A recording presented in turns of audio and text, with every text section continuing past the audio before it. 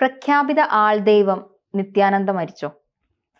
അതിപ്പോ ഒരു ചോദ്യചിഹ്നമായി നിൽക്കുകയാണ്. കാരണം പ്രത്യേകിച്ച് തെളിവുകളൊന്നും പുറത്തു വന്നിട്ടില്ല മരിച്ചു എന്നാണ് പറയുന്നത്.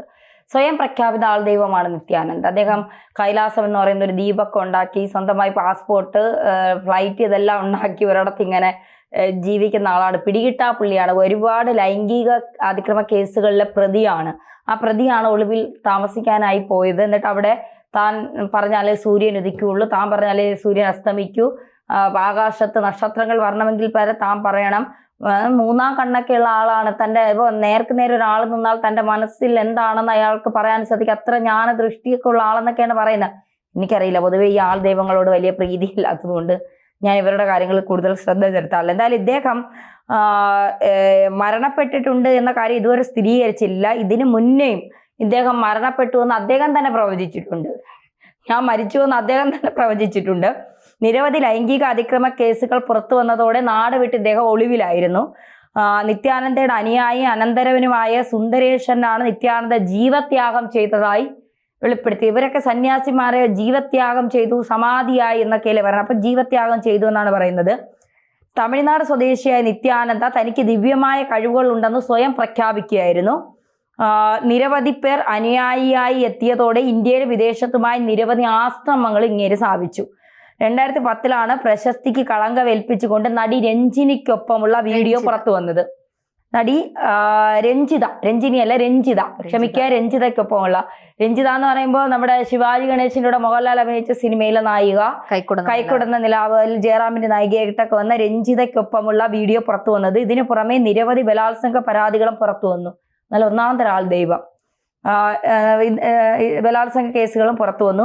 കുട്ടികളെ തട്ടിക്കൊണ്ടുപോയെന്ന പരാതി ഉയർന്നതോടെ 2019 ഇയാൾ നാട് വിടുന്നത്, ഈ രാജ്യം തന്നെ വിട്ടുപോയത്. ഇക്വഡോറിന് സമീപം ഒരു ദ്വീപ് വാങ്ങി കൈലാസം എന്ന പേരിൽ ഒരു രാജ്യമായി പ്രഖ്യാപിച്ച് ജീവിച്ചു വരികയായിരുന്നു. ഇവിടെ പാസ്പോർട്ടും കറൻസിയും വരെ ഉണ്ടാക്കിയിരുന്നു. ലോകത്തിലെ ഏക പരമാധികാര ഹിന്ദു രാഷ്ട്രം എന്നാണ് ദ്വീപിനെ നിത്യാനന്ദ വിശേഷിപ്പിച്ചിരുന്നത്. ഇനിയാണ് ഇതിലെ പ്രധാനപ്പെട്ട കാര്യം.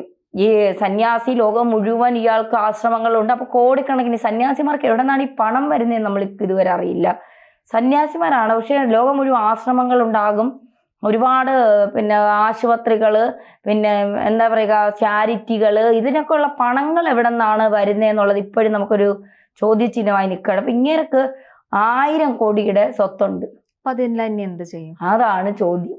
ഈ 1000 ജീവത്യാഗം ചെയ്ത സ്ഥിതിക്ക് പിടികിട്ടാ പുള്ളി കൂടിയാണ്. ആലോചിച്ച് നോക്കണം, അങ്ങനെ ജീവിക്കേണ്ട സന്യാസി അല്ലെങ്കിൽ ദൈവം എന്നൊക്കെ പറയുന്നവർക്ക് ജീവിക്കാൻ എന്തിനാണ് പണത്തിന്റെ ആവശ്യം? അതാണ് ഞാൻ ചോദിക്കുന്നത്. അതും പോയിട്ട് സ്വയം പ്രഖ്യാപിത ആൾ ദൈവമല്ലേ? ആൾ ദൈവമൊക്കെ മരിക്കുവോ? ഞാൻ മരിക്കുന്ന സമയം എപ്പോഴാണെന്നൊക്കെ ആൾ ദൈവത്തിന് അറിയാൻ കഴിയില്ലേ? ഇയാൾ രാജ്യം വിട്ട് പോയ മനുഷ്യനാണ്. അപ്പോ രാജ്യം വിട്ട് പോയ മനുഷ്യനായതുകൊണ്ട് തന്നെ ഈ ജീവിച്ചിരിപ്പുണ്ടോ, ചത്തോ, അതോ ചത്തതായി അഭിനയിക്കുന്നതാണോ, ഇനി എന്താണ് ഇതിന്റെ സംഭവങ്ങളെന്നൊന്നും നമുക്കറിയില്ല. ഇരുത്തിയതാണോ എന്ന് അറിയില്ല. അപ്പൊ ഇയാളുടെ സ്വത്തുക്കളൊക്കെ എന്ത് ചെയ്യും എന്നുള്ളതാണ്. ഇപ്പൊ ഈ സന്യാസിമാര് മരിച്ചു കഴിഞ്ഞാൽ ഇവരുടെ സ്വത്തുക്കളൊക്കെ ഇനി ആർക്ക് എഴുതി വെക്കും? ഒരു ട്രസ്റ്റാണ്. പക്ഷെ ഇവിടെ ട്രസ്റ്റിനല്ല, ഇദ്ദേഹത്തിന്റെ സ്വന്തമായ, ഇദ്ദേഹത്തിന് വേണ്ടി എന്തും ചെയ്യാൻ തയ്യാറായി നിൽക്കുന്ന ഇദ്ദേഹമാണ് ജീവിതവും ജീവനും എന്നൊക്കെ വിശ്വസിക്കുന്ന രഞ്ജിതയ്ക്കാണ് ഇദ്ദേഹത്തിന്റെ 1000 കോടി രൂപയുടെ സ്വത്തുക്കൾ ഇദ്ദേഹം എഴുതി വച്ചിരിക്കുന്നത്. അപ്പോ ഈ 1000 കോടി രൂപയുടെ സ്വത്തുക്കളൊക്കെ എഴുതി വച്ചിട്ട് ഈ 1000 കോടി എങ്ങനെ ഉണ്ടായി എന്നുള്ളൊരു ചോദ്യം ഉണ്ടാവില്ലേ? രഞ്ജിത ഇത് വാങ്ങിയാലും ഇത് 1000 കോടി നിത്യാനന്ദയ്ക്ക് എവിടെ നിന്ന് കിട്ടി? ഈ ദ്വീപ് ഉണ്ടാക്കാനുള്ള പണം എവിടെ നിന്ന് കിട്ടി? സ്വന്തമായി ഇയാൾ എങ്ങനെയാണ്, റിസർവ് ബാങ്കിനാണ് പണം അച്ചടിക്കാനുള്ള അധികാരമുള്ളതെന്നാണ് ഞാൻ കേട്ടിട്ടുള്ളത്. ഇയാൾക്ക് എങ്ങനെ സ്വന്തമായി കറൻസി അടിക്കാനുള്ള സൗകര്യം ആരുണ്ടാക്കി കൊടുത്തു? ഈ ആശ്രമങ്ങളൊക്കെ പണിയാനുള്ള പൈസ എങ്ങനെ ഉണ്ടാക്കി കൊടുത്തു? ഒരു ക്രിമിനൽ കേസിലെ പ്രതിയായ, ഒരുപാട് ക്രിമിനൽ കേസിലെ പ്രതിയായ ഇയാൾ എങ്ങനെ രാജ്യം വിട്ടു? ഇതൊക്കെ ഒരു വലിയ ചോദ്യമല്ലേ? ഇവർക്കൊക്കെ എങ്ങനെയാണ് പണം ഉണ്ടായത്? എവിടെ നിന്നാണ് പണം? മീര അങ്ങനെയൊക്കെ ആലോചിക്കാറുണ്ടോ? ചിന്തിക്കുന്നുണ്ട് ഇപ്പോ. അതെ, ഞാൻ ചില ആൾ ദൈവങ്ങളെയൊക്കെ കാണുമ്പോൾ ആലോചിക്കുകയെ, ഒരുപാട് ആശ്രമങ്ങളൊക്കെ, അതും ഭയങ്കര 5 സ്റ്റാർ ലെവലിലുള്ള ആശ്രമങ്ങളൊക്കെയാണ് ഇവർക്കൊക്കെ. എല്ലാം ഇത് സിൻസിയർ ആയിട്ടോ അല്ലെങ്കിൽ അവരുടെ ശക്തിയോ അങ്ങനെയൊക്കെ വിശ്വസിക്കുന്നുണ്ടോ? എനിക്ക് തോന്നുന്നു ഒരു സമാധാനം കിട്ടാനായിട്ട്. ഇപ്പൊ മാതാപ്രധാനതമാരുടെ അടുത്ത് പോകുന്നവരോട് ഞാൻ ചോദിക്കാറുണ്ട്, എന്തെങ്കിലും ശക്തിയുടെ പുറത്ത് നിങ്ങൾ പോകുന്നു? അപ്പോൾ അവർ അല്ല, കെട്ടിപ്പിടിക്കുമ്പോൾ അവർക്കൊരു സമാധാനം കിട്ടാറുണ്ട്. ചിലപ്പോൾ ശരിയായിരിക്കും, അതൊരു വിശ്വാസമായിരിക്കാം. ഒരാളൊന്ന് ചേർത്ത് പിടിക്കുമ്പോൾ കിട്ടുന്ന ഒരു മനസ്സമാധാനം, അവിടെ നിന്ന് കിട്ടുന്ന ഒരു ഭസ്മം തൊടുമ്പോൾ ഉണ്ടാകുന്ന ഒരു പോസിറ്റീവ് എനർജി, അതൊക്കെ ചിലപ്പോൾ സത്യമായിരിക്കാം. പിന്നെ മാതാപ്രധാനമയെ സംബന്ധിച്ചിടത്തോളം ആൾ ദൈവം എന്നൊന്നും അവരോടും പറഞ്ഞ് കേട്ടിട്ടുള്ളതായി എനിക്കറിയില്ല. പക്ഷെ ഒരുപാട് നല്ല കാര്യങ്ങൾ ചെയ്യുന്നുണ്ട്. നമ്മുടെ നാട്ടിലൊരു പ്രളയം വരുമ്പോഴോ ഒരു ദുരന്തമൊക്കെ വരുമ്പോഴോ ഒരുപാട് പൈസകൾ പാവങ്ങൾക്ക് വീട് വെച്ച് കൊടുക്കാനും അവരുടെ ആവശ്യങ്ങൾക്കൊക്കെ അവർക്ക് അതിനൊരു ട്രസ്റ്റ് ഉണ്ട്. അമൃത ഹോസ്പിറ്റലും ഒക്കെ ഒരുപാട് പേർക്ക് ചികിത്സാ സഹായങ്ങളൊക്കെ ചെയ്യാൻ തക്ക രീതിയിലൊക്കെ വലിയ രീതിയിൽ അത്തരം ആളുകളെ നമ്മൾ വിശ്വസിക്കുന്നില്ല. പക്ഷെ എങ്കിൽ പോലും അത്തരം ആളുകളുടെ പ്രവർത്തികളെ നമ്മൾ വിശ്വസിക്കുന്നുണ്ട്. വ്യക്തമാണ് ചെലവും കാര്യങ്ങളെല്ലാം. ഇത്തരം ആളുകളെ ഇത്തരം 2-3 പേരുടെ പേരുണ്ട്, പക്ഷെ അതൊന്നും പുറത്തു പറഞ്ഞാൽ വലിയ കോൺട്രവേഴ്സി ആവും, അതുകൊണ്ട് അത് പറയുന്നില്ല. പക്ഷെ കുറച്ച് പേർ ഇതുപോലെ വെറുതെ കണ്ണിൽ പൊടിയിട്ടുകൊണ്ട് ഇങ്ങനെ നോട്ടടിച്ചിറക്കി പാസ്പോർട്ടൊക്കെ നമ്മളൊക്കെ ഒരു പാസ്പോർട്ടിന് സത്യത്തിൽ നമുക്കൊക്കെ ഈ ചാനലിലായതുകൊണ്ട് എനിക്കൊക്കെ ഭയമാണ് പാസ്പോർട്ട് പുതുക്കാനൊക്കെ പോകാൻ.